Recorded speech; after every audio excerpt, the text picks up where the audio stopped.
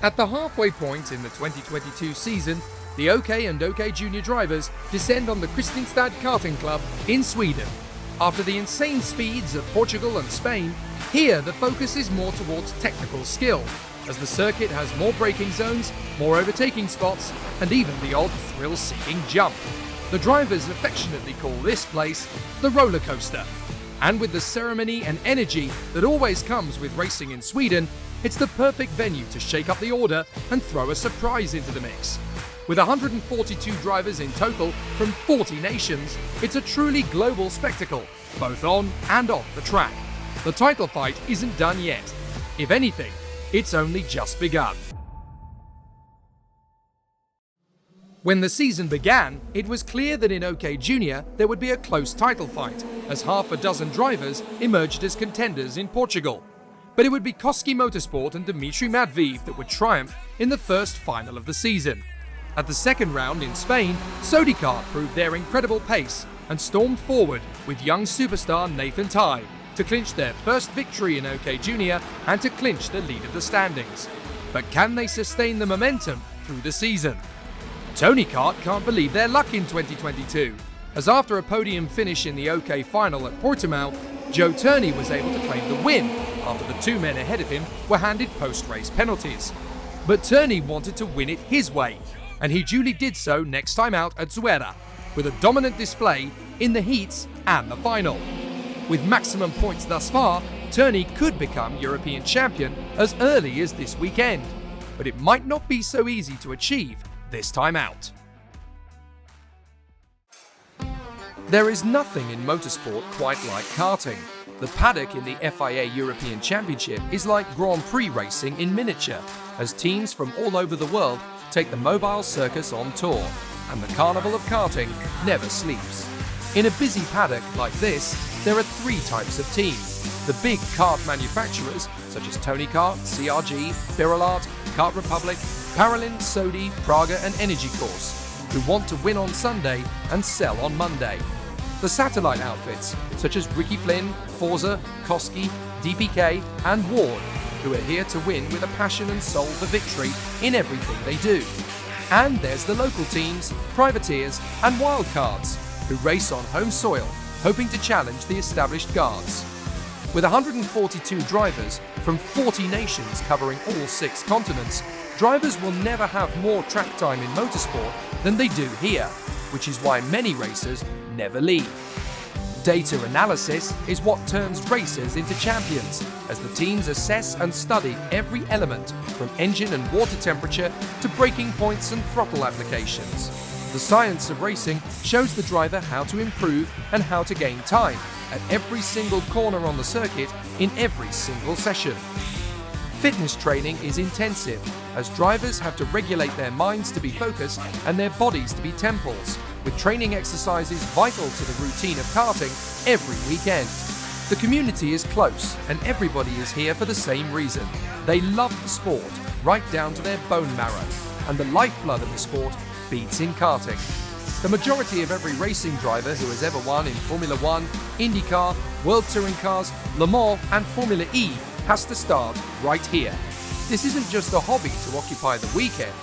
This is a way of life. Let's take a tour around the Kristianstad circuit with Swedish star Caspian Hagman. Over the crest of the first corner, carrying a lot of speed through the square right-hander, before a quick deceleration into the chicane, which is tough to line up correctly. Then into turn 4, hard braking but trying to keep the speed up, and then another crest which bottoms out and can even give the driver a little airtime. Turn 5 needs care and delicacy as the back end wants to slide, then towards one of the favoured overtaking spots, into the right-hand hairpin. If you make a mistake, you become vulnerable to attack into the S's that follow. Tricky and very slippery, left, then right, and now back on the throttle towards the next square right. Once through the right, you'll approach a double apex left-hander, which the driver treats as a hairpin. Then down the incline to the final bend, which is also a prime overtaking zone. Balance the throttle, position the kart well, and back over the crest on full throttle to complete a very physical lap.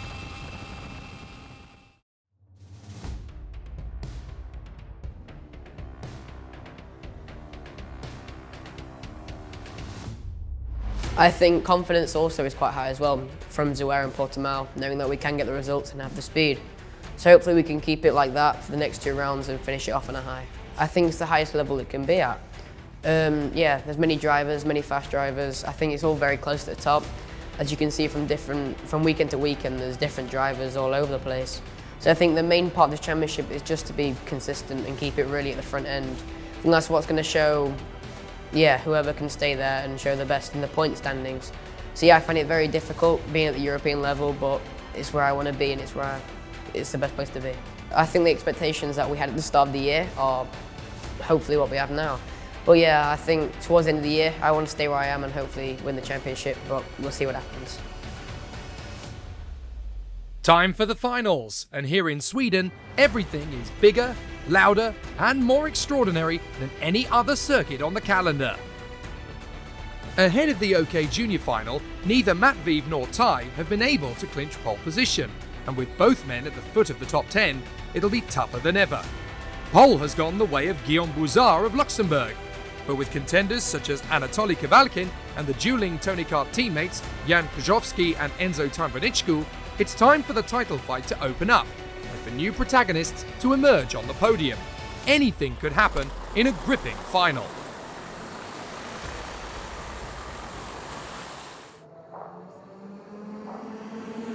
Bouzard led from the start, with the inside line getting the best launch, but Kavalkin kept himself in the fight just behind Petrovski, with Lewis Werrell and Tiziano Monza close behind. Monza decided to move up early with a turn 5 overtake on Werrell, but the 3 leaders were about to start an intense battle for supremacy. Kavalkin moved ahead of Petrovski as Tarnvanichku passed Werrell for 5th. On the second lap, Kavalkin struck again and stormed into the lead by passing Bouzard. But as the Luxembourger resisted the move, it was the Polish driver behind them that grabbed the advantage instead, but he couldn't quite take the lead from the Paralymp. Now that Petrovski had been given a taste of the front, he wouldn't give it up, and after a wild dive into turn 7, he became the 3rd leader in less than a kilometre. Lap 3, and as Kavalkin stole back the race lead, Tarnvanichku was on the move again, up to 4th ahead of Monza, but only just as Werrell tried to seize his own chance. Sadly, Miguel Costa and Kirill Kutskov would take advantage of the British driver's misfortunes. This was the moment Kutskov and Birolart had been waiting for, and he now surged ahead of Costa with his sights firmly set on the podium. Things were going terribly wrong for title contender René Lammers, as he was warned for an incident further down the field, whilst Kutskov was moving ahead of Monza, and he was now in a solid 5th place. Not everybody had a good time in the final. Tobias Clausen dropped to the back after a run off the road. René Lammers finally called it a day after damage during a tough battle in the midfield. And Kart Republic teammates Lucas Flusha and Tame Soleil couldn't avoid each other as they duelled for the same piece of racetrack. In the second half of the race, Lewis Werrell showed his impeccable skills at tyre management and was now hassling Tiziano Monza to try and make a move. But behind them, Miguel Costa would concede to Dmitry Matveev and Marcus Sater in the same corner, with Nathan Tai eager to pounce on them all. After his brilliant start to the season, Tai just wasn't able to mount as strong a challenge as he had in Portugal and Spain. But at least he went further than the Frenchman Maxime Verbruge, who would be left frustrated and disappointed at the side of the road, leaving the marshals to sweep his Kart Republic chassis away. The race became even more intense from Monza down to Costa, but with Tai being held up in the middle, it allowed Emanuele Olivieri the chance to move ahead of the British star. Meanwhile, Matveev was taking no prisoners in his bid to overtake Monza, and despite a slight bang of wheels, he was able to grab the position, leaving Monza ahead of Sater, Costa, Olivieri and Tai, pursued by Kirill Ditiev, William Go, Nicolas Roos and Adam Hideg. Ditiev and Hideg soon overtook Sater, whilst ahead of them, Kavalkin continued to lead, ahead of the Tony Karts of Petrovski and Tarnvanichku. But with the laps ticking down, it wasn't over just yet. Petrovski couldn't quite close up enough on the leader, and just as we thought Tony Kart would claim a pair of podiums, Kutskov had other plans. Monza continued ahead of Costa, Olivieri and Tai, whilst Roos zipped inside Go to seal a cheeky but decisive move. At the final bend, Kristianstad finally claimed a podium place, and with only a couple of laps to go, that's almost how it ended. But midway round the penultimate lap, Kristianstad decided to play the defensive tactics. Tarnvinichkul was caught out through the hairpin, and there was mild contact between the two, which gradually allowed the Thai driver to get past. But Kristianstad felt aggrieved and used his own form of retaliation to get back in front. By this point, neither driver was prepared to concede to the other. Tarnvinichkul stormed back alongside and made his intentions clear into the first corner. But as Kristianstad held the Birolart firm around the outside, Buzar was able to find the smallest gap to place his Koski Motorsport machine on the inside line, and fourth was his. But for the Paralin driver up in front, it was victory at last. So close on several occasions. But now Anatoly Kavalkin was able to seal the victory that he and the Paralin team had come so close to achieving several times before. Heading to the finale next month, the championship fight has been blown wide open too. On total points, Thai is still ahead, but on dropped scores, it's Kavalkin now in front.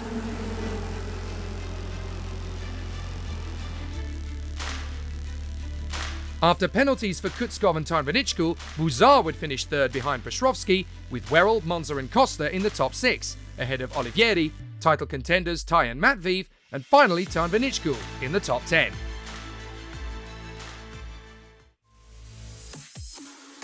With Kristianstad losing his podium post-race, triumph would turn to despair, but his performance was nonetheless impressive. Petrovsky finally came of age to seal a podium finish, which was richly deserved under the circumstances. But Paralin and Kavalkin had finally reached the top of the podium, and all of a sudden, they now have the advantage in the title race on dropped scores. Can they win the crown in Italy?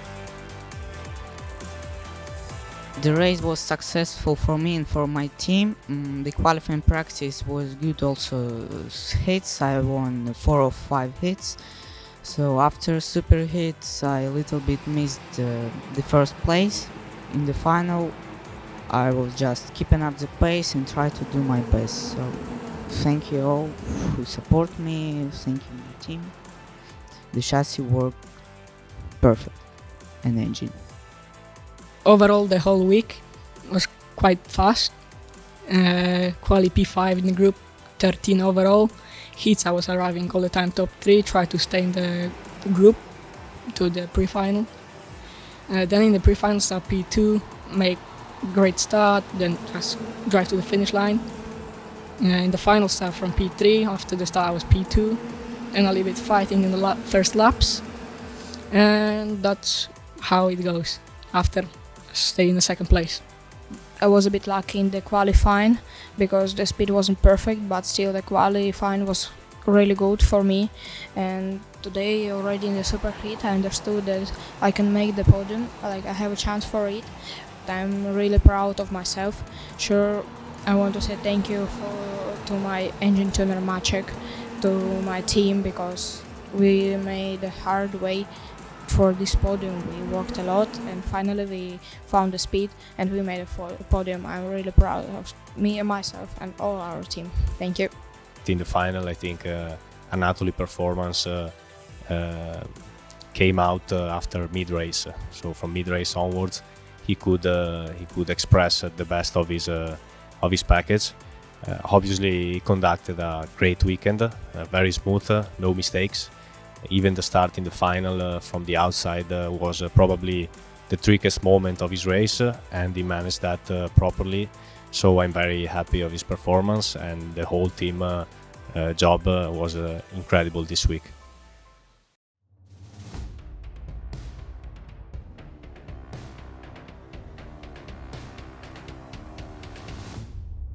The level of the field is high. You've got some drivers like Travis Anuto and some official drivers in the class as well. So at the front of the field and even in the middle of the field, there's a lot of good drivers, and the fight is not only between the drivers but between the teams as well. Every team's pushing the limits, so it's really difficult in this class at the front.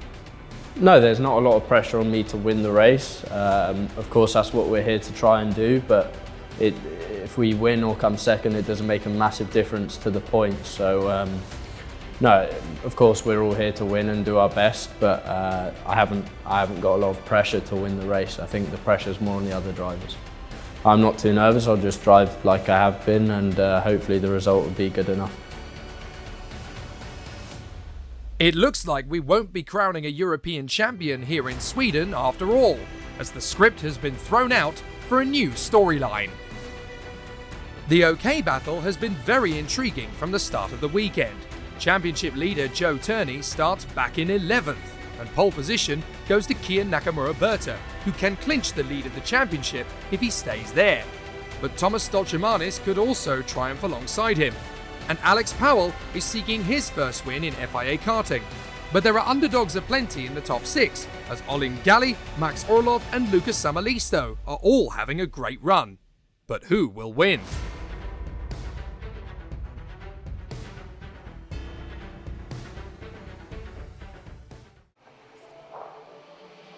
Nakamura-Berta made a great start initially from Stoltjermanis and Powell, but then disaster, as the Japanese driver had to take to the grass over the chicane, as too did Evan Giltaire. As Powell moved ahead of Orlov and Galli, Stoltjermanis would drop to 5th, with pressure from Tukka Tarpanen. On the next lap, Powell took advantage of the dirty tyres of his teammate and snatched the lead on turn 6 to lead his first OK final in FIA Karting, with Orlov joining him in 2nd place. A loose chain guard befell Forza driver Rashid Al-Daheri, but his race was over regardless. Galli decided to move his own way into 3rd, and all of a sudden the dominant force of the weekend was struggling. But Chu Yan Pu's brilliant weekend was practically over after an off-road excursion. In the midfield, Arvid Lindblad was dueling with Samalisto, whilst Tarpanen was wheel-to-wheel with Matias Morgato, Giltaire poised to move ahead if the chance occurred. But it wouldn't end well for Adrian Maliero, who parked at the side of the road early. Once Nakamura-Berta returned to his natural rhythm, he took back a place on the podium, but as Stoltjermanis moved ahead as well, Galli wasn't exactly satisfied with the method. Stoltjermanis misjudged a move on Nakamura-Berta, and the two almost crashed out. Chu realised his race was over and decided to retire. Tarpanen and Turney were now carving their way through the pack, sometimes using all the road, and a bit more, but rubbing wheels with each other nearly resulted in the mother of all collisions. They were quick to recover though, and as Tarpanen dived ahead of Turney, he was joined by Arvid Lindblad. But despite a strong manoeuvre around the outside, Turney was in no mood to play nice, and Lindblad suddenly found he had no road left to play with. He rejoined into the path of the luckless Enzo Deligny, and it was clear that neither man would finish on the podium today. But there was more woe at Ricky Flynn Motorsport, as both Maxim Rem and Dion Gauda were out at turn 4. The Brazilians made a bid for supremacy, as first Gabriel Gomez and then Matias Ferreira made attempts to pass Lindblad, but the Red Bull Junior's dirty tyres made it too easy. Samalisto's brilliant weekend continued with an overtake on championship leader Turney, not that it lasted long. As Samalisto ran wide, Juho Valtonen seized the initiative. Rintaro Sato and Nasho Tunion were struggling to handle Caspian Hagman and fell into the clutches of their rivals, whilst Morgato had his hands full racing against Oscar Pedersen, with Deligny not gaining the advantage he had hoped for. The man who was second in the championship was ready to concede defeat and was already thinking about Italy next month. Nakamura-Berta was back in the swing of it and slowly started catching Max Orlov. On lap 10, he decided he could make the move, and having been proven right, he now had plenty of time to catch Powell for the lead. A lap later, and Stoltjermanis sealed a podium finish with his manoeuvre on the Parolin in exactly the same corner. Valtonen versus Giltaire provided the next big manoeuvre, and after a controlled sweep into the left-hander at 7, there was nothing the Finn could do to retaliate. In a bizarre move, Gomez seemed to wave Tarpanen by, and as the Finn took the offer, he made a slight hesitation, only to be reassured by the Brazilian heading into the next bend. Pedersen found the gap to pass Morgato, and Lindblad didn't wait to be asked twice, as he also grabbed the place. But the Brazilian was in trouble, his battling having loosened the kart's rear bumper. So as Lindblad passed Pedersen into the final bend, the Brazilian realised it was game over and promptly pulled his Kart Republic into the pit lane to retire. Next up, Giltaire moved past Turney, two men severely compromised this weekend, and praying that Italy will hurry up and arrive. The last time the OK classes had raced in Sweden, Morgato had been victorious, but with him out of the race, it was now the Jamaican star Alex Powell that was on the verge of making history. Try as he made to catch the leader, Nakamura Berta just wasn't quick enough. It was clear that the Mercedes F1 Junior would refuse to give away a chance of his maiden FIA Karting win. The Flying Finns continued their squabble in the midfield as Samalisto overtook Valtonen with comparative ease. But as he tried to pull away, a feisty manoeuvre from Gilter saw him pounce on the CRG of Olin Galli, taking the Brazilian completely by surprise. It wasn't long after that before Turney repeated the move and continued his run of damage limitation to score some points and consolidate his championship lead. Sadly, Nasho Tunion would be scoring no points as the DPK driver was out. Tarpanen set up a final charge ahead of Orlov, which would be a mighty comeback to claim a fourth place finish, his best of the season so far. Stolchemanis did what he could to close up on Nakamura Berta, but neither driver found it easy to make progress, as the tyre wear in the heat was dramatically different to what testing had given them in the cooler conditions on Thursday and Friday. They would have to settle for a podium. That meant that a young man raised in Trinidad and Tobago and representing his native Jamaica was about to change the course of history, as Alex Powell became the first ever Caribbean to win in the FIA Karting paddock. A landmark moment for Jamaica and the entire region, and it could open the floodgates for the talented Powell, as now the decision by Mercedes F1 to bring him to their academy has shown to be an incredibly smart decision. He was so delighted he couldn't resist a rapid in-lap to celebrate his speed. With a 1-2 for Kart Republic, Nakamura Berta stayed ahead of Stolchemanis and Tarpanen, whilst Orlov crossed the line ahead of Gilter, Turney and Lindblad, with the top 10 completed by Olin Galli and Juho Valtonen. A first OK Senior podium for Stolchemanis shows off the amazing journey of Energy Course in 2022 and the Latvian's ever-improving pace. Nakamura Berta was magnanimous in defeat, but couldn't hide his slight disappointment, only 9 points behind Turney. But for Alex Powell, he completed a terrific day for new winners in FIA Karting, and the first ever from Jamaica. And who knows, it could be the start of a magical run to the title in Franciacorta. Yeah, it's a great achievement for the whole of Caribbean, not only Jamaica, for the whole of the Caribbean. I know Zane Maloney got close 1 or 2 times, but definitely to come away with the win and to be the first from my country, for me, it's an amazing feeling, and I hope it starts a streak for myself, and then for the other kids, also pursuing the same dream that I am. We managed to qualify pole overall on Friday. Won all my heats on Saturday and was pole position for the pre-final. Managed to win that. Started pole for the final. It's quite a hectic first few laps. Got nudged off in turn 1 and had to cut the grass, like Alex said, and that made our tyres quite dirty first few laps, and struggled for grip. Then Alex got past, and a few others got past, and had to try and regain my pace, stay calm and go forwards again. Tried my best in that final. We got quite close to Alex, but just not there. I think my weekend was very good. For me and my team, I think was a very good result. I started second.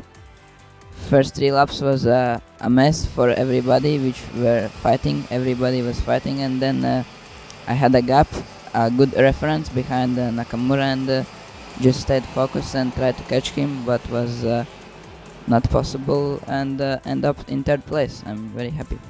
Good result for the team, first and second, but also the whole team or other drivers during the heats, like Jampo won heats, Samalisto won a couple of heats, Gilter from VDK. So yeah, it's been a great weekend, and we catch up a bit in the championship as well. Still difficult to win it, but we're going to give it a chance in Franciacorta for sure. I also would like to thank all mechanics who work for KR, IAMI, KBS. Have done a great job. So it's not just the 2 drivers here and their mechanics. I think it's a team job. And we missed Dino, but he will be back for the next round. It's been quite a dramatic change in form in the OK classes, as Tony Kart and Sodi Kart were the main protagonists in Portugal and Spain. But thanks to an epic weekend in Sweden, it's clear that Paralin and Kart Republic have suddenly caught up to challenge for the title. With a few weeks until Franciacorta, there's a lot of work for all 4 teams to do. But as Anatoly Kavalkin and Alex Powell finally celebrate their maiden wins in the FIA Karting paddock, every weekend left this year will crown us some champions. Italy is next in a fortnight for the KZ and KZ2 European campaigns to conclude, and the Academy Trophy continues. So as we say farewell to Kristianstad and Sweden, the drivers will return in Cremona.